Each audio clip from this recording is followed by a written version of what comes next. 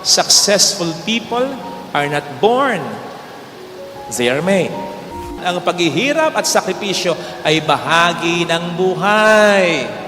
Hindi kawawa ang mga batang laging inautusan sa bahay. Mas kawawa yung mga kabatang lumaking walang natutunan sa buhay. Inuutusan tayo ng ating mga magulang, hindi dahil sa hindi nila kaya nila. At pwedeng meron silang ibang utusan. It's just that tayo ay kanilang tinuturuan sapagkat hindi habang buhay, sila ay nandyan. At kung may kaya kayo ngayon, hindi garantiya na may kaya o may pera ka habang panahon. Kung tatanungin nyo sila, ayaw din nila yung ginagawa nilang pagsisikap. Kaya lang, ang buhay ay ganun talaga. Bago ang success, hard work muna. Hindi lang iyon ang gusto ng Ebanghelyo ni Kristo. Minsan daw sa isang napakaunlad na syudad ay may museum na kakikitahan ng mga marble tiles sa sahig at mga marble statues sa paligid. Laging pinupuntahan ng mga tao kasi kabigha-bighani yung mga marble statues. Tinitingnan nila yan, nagpapapicture sila dyan, tinititigan nila yan. Hanggang sa nainggit na nga ang mga marble tiles sa mga marble statues. Ang sabi ng mga marble tiles sa mga marble statues, ay, kaibigang marble statue, hindi naman yata tama na ikaw ang masinahangaan at ako'y daan-daanan lang. Bakit? Pareho lang naman tayong marmola. At baka nakakalimutan mo, pareho lang yung kuwebang pinagminahan sa atin. Pareho lang dapat tayo. Bakit ikaw ang mas tinititigan at ako'y tinitingnan, dinadaan-daanan lang? Yata tama yan. Sumagot ang marble statue. Ang sabi niya, kaibigang marmol, hindi ko nakakalimutang magkaparehas lang tayo. Kaya lang, sana wag mo ring makalimutan na pareho tayong gustong ukitin, ihulma ng isang magaling na eskultor. Pero hindi ka pumayag. Sumabat ngayon yung marble tiles. Bakit ako papayag? Sakit-sakit kaya nung ginagawa niya. Dito na sumagot at nag-explain ang marble statue. Yun na nga, ako rin naman nasaktan. Pero tiniis ko kasi alam ko, mapapaganda niya ako. Tiis ganda lang kahit papaano. Kaya eto ko ngayon, isang hinahangaang marble na statwa. Samantalang ikaw, marble tiles, ordinaryo, daan-daanang kalamang nila. Lesson sa Ingles, no pain, no gain. Sa Tagalog, ano sa Tagalog ang no pain, no gain? Kung may tiyaga, may nilaga. Yun lang yun. Huwag na kayong mag-isip ng kung ano pa. Yan ngayon ang magiging jumping board ng ating pagninilay bago nating mas palalimin. Sapagkat ito ang kapirasong pisngi ng sinasabi ngayon sa Ebanghelyo. Malibang ang budil ng trigo ay maka-experience ng pain. Hindi ito mamumunga ng sagana, hindi maka-experience ng gain. Mag-zero in muna tayo dito sapagkat alam natin may mga tao ngayon ayaw na ng pain, ayaw nang magtiyaga. Gusto na, agad may gain, agad may nilaga. Ay, hindi naman po pwede yan. Ang paghihirap at sakripisyo ay bahagi ng buhay. Bago ang success, hard work muna. Yung mga biglang success nang walang hard, unti lang yun. Mga nananalo sa loto, 1 in a million. O di ba ngayon, nagdududa ka pa kung yung 1 in a million pwede pa. Baka nga hindi na, kasi para daw na manipula. Dapat magsikap, dapat magsakripisyo. Yan ang ilagay natin sa puso natin. Hindi masama ang magsakripisyo, ang maghirap. Kapatid, tayo may kalayaan ngayon dahil sa mga bayaning nagsakripisyo sa atin noon. Tayo ay may matatag na simbahan ngayon bukod sa sakripisyo ni Kristo. May mga santo at santang nagbuwis ng buhay para sa katolikong simbahan na pananampalatayang ito. Ikaw ay may marangal na buhay ngayon dahil nagsakripisyo ang mga magulang, mga lolo at lola mo. Bahagi ng buhay yon. Huwag mong mamasamain yon. Huwag mong iiwasan yon. Kailangan mo yon. Kailan ba ako nagdadrive nang biglang nag-stop ng ganun kasi traffic? Nakita ko may nakatambay. Ang lakalagay dun sa t-shirt niya. De bali ng tamad. Wag lang pagod. Gusto ko sagasaan eh. Diba? May maririnig ka pang katwiran. Mas okay yata daw yung batang tamad. Kasi yung batang tamad, utos ka lang ng utos sa mga magulang mo. Ma, bili mo naman ako ni ganito. Ma, plansyahin mo naman ito. Ma, ayusin mo naman ito. Utos ng utos. Paglaki daw ng mga yan, boss yan. Yung mga batang masipag, sunod ng sunod. Paglaki daw ng mga yan, utusan lang yung mga yan. Nakita mo, katwiran ba yan? Huwag niyong pababayaang magkaganyan. Ang mga kabataang nasa poder ninyo, ha? Tingnan ninyo kapag inuutusan ninyo, kung nagiging parang ibon o paniki yan, paano nagiging parang ibon o paniki? Anak, kunin mo nga ito. Wait lang. Wait lang. Wait it. O di ba ibon yan? Gawin mo ito. Ba't ako? Ba't ako? Ba't ako? O di ba paniki yan?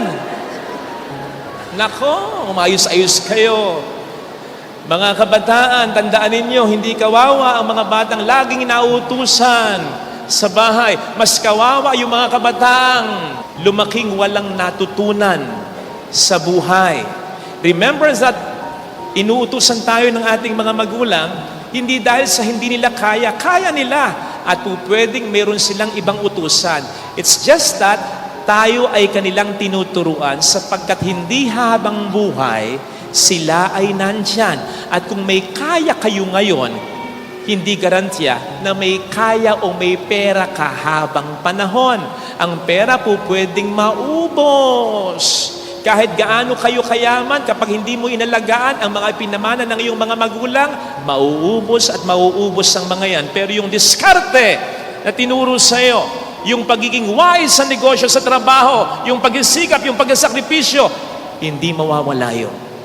At kung magkagipitan man, yun din ang magsasalba sa iyo pagdating ng panahon. Mga magulang, huwag masyadong ni-spoil ang anak. Sige kayo. Kapag masyadong spoiled yan, parang gusto nyo na yatang kapag kayo'y namatay balang araw, isama na rin sila sa hukay. Father naman, may sariling buhay ang mga anak ko. Mga anak ko, magkakaapo pa ako sa mga ito. Precisely. Turuan nyong dumiskarte sa buhay. Huwag masyadong nakadepende sa inyo. Matutusanang tumayo sa sariling mga paa ang mga ito. Nako, magkakataon yan, ginawa mo na ang lahat. Masisisi ka pa. Kahit mismong ng anak mo balang araw. Si nanay naman, hindi sa amin tinuro ito. Si nanay kasi masyado kong pinadepende sa kanya. Diba? Mas masakit yan. Besides, hello mga kabataan. Diba na-encounter na rin natin yung kasabihang successful people are not born. They are made. Hindi basta pinanganak si Taylor Swift na rumarampa na ng ganyan, ha? Hindi siya basta naging successful. Marami din siyang pinagdaanan. Beethoven had to compose at least 8 hours a day. Stephen Curry had to make or had to shoot 300 3-point shots every practice. Hindi pa kasama yung iba niyang mga pinapractice. 6 a.m. pa lang, si Serena at Venus Williams nasa tennis court na. Simula pa, nung 7 years old at 8 years old pa lang silang magkapatid. Yan ay bago pa sila pumasok sa school. Pagkatapos ng school, balik tennis court na naman yung dalawang yan.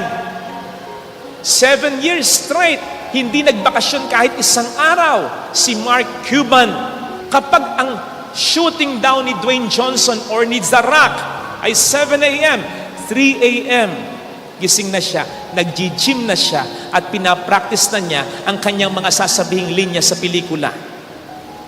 Yun ang ginawa at patuloy nilang ginagawa na hindi ginawa at patuloy na hindi ginagawa ng mga rivals, mga kasabayan nila. Bakit? Mahirap eh. Kung tatanungin nyo sila, Ayaw din nila yung ginagawa nilang pagsisikap. Kaya lang, ang buhay ay ganun talaga.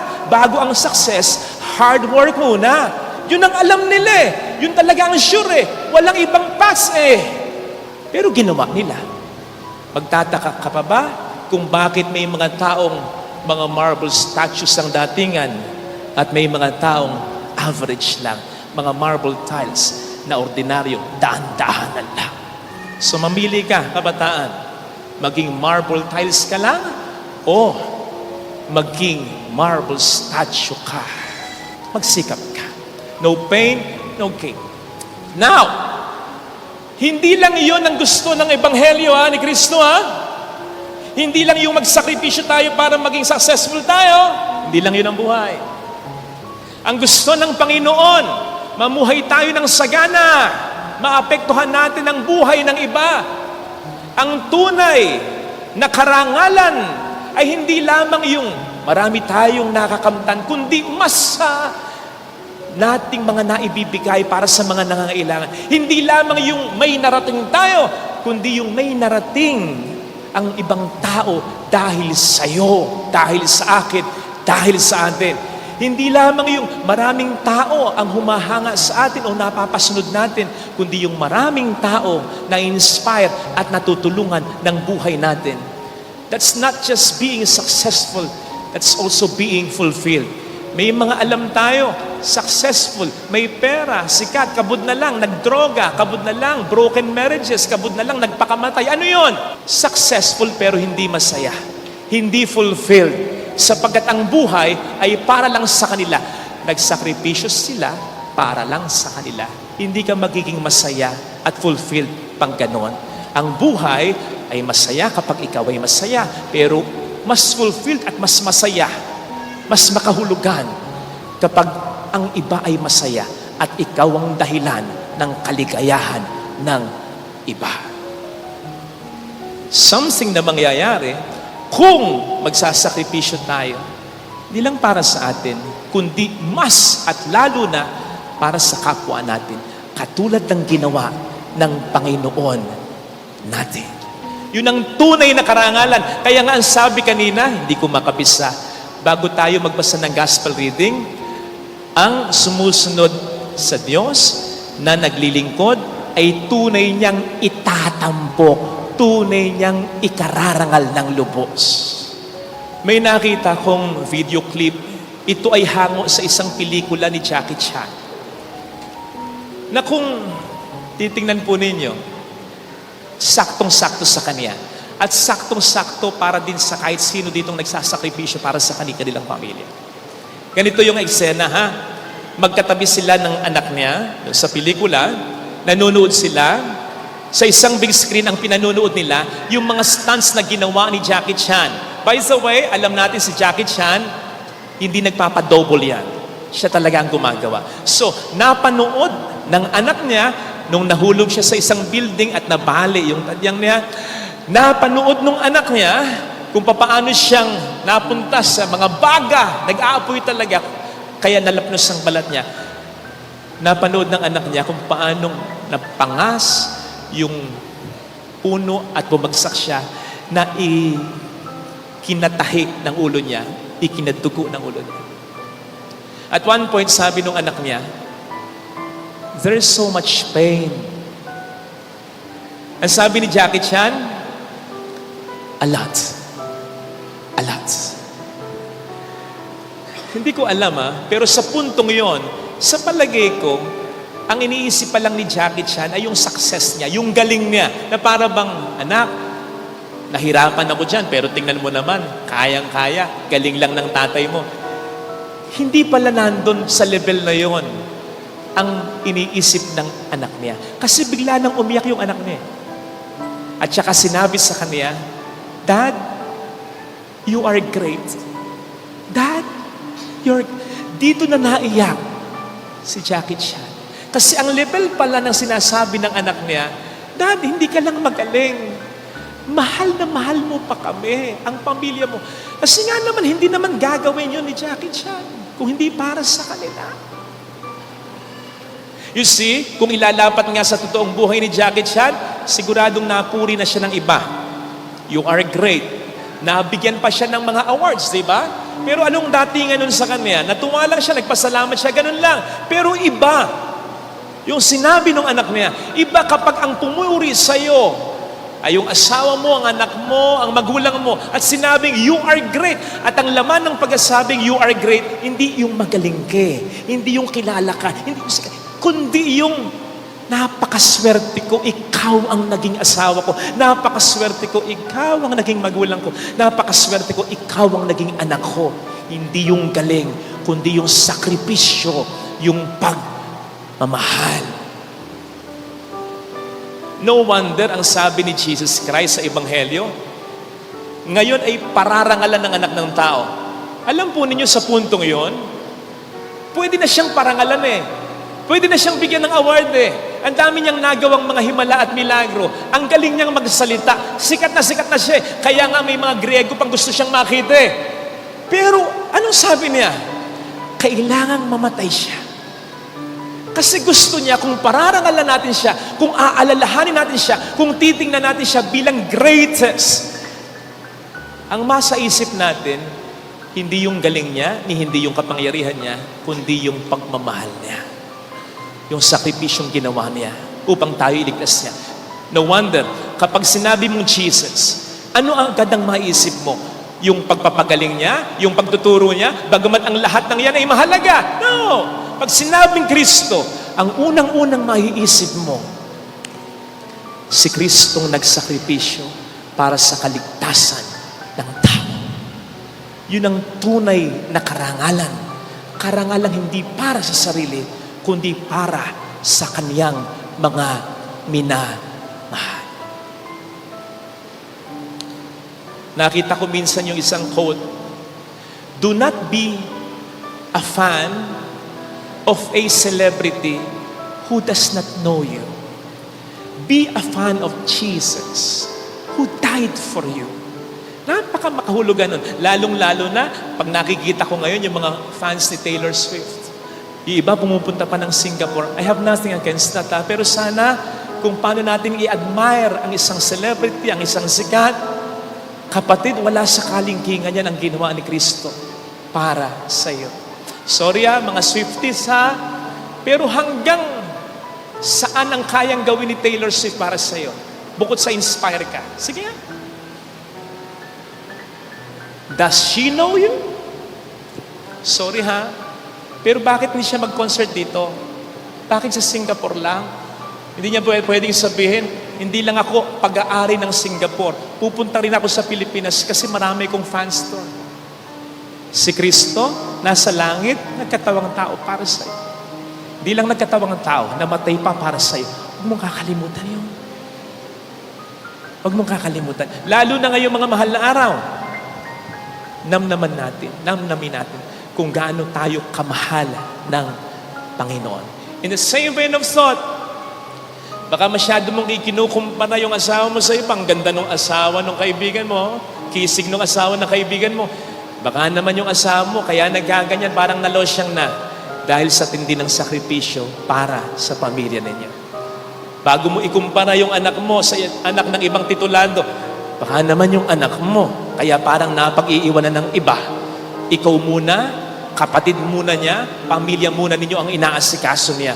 Baka naman ikaw, kinukumpara mo yung sarili mo sa mga kaibigan mo na parang mga may bahay na, parang mga accomplished na, samantalang ikaw parang napag-iwanan. Teka, bakit ka napag-iwanan? Baka masyado mo munang inalagaan ang iyong mga kapatid, inuna ang iyong mga magulang. Baka naman kinukumpara mo yung sarili mo sa ibang mga kumpleto ang pamilya, nandun yung partner niya, sila pa rin solid dalawa, samantalang ikaw pinagpalit ka ng asawa mo sa iba. Teka. Marangal ka pa rin.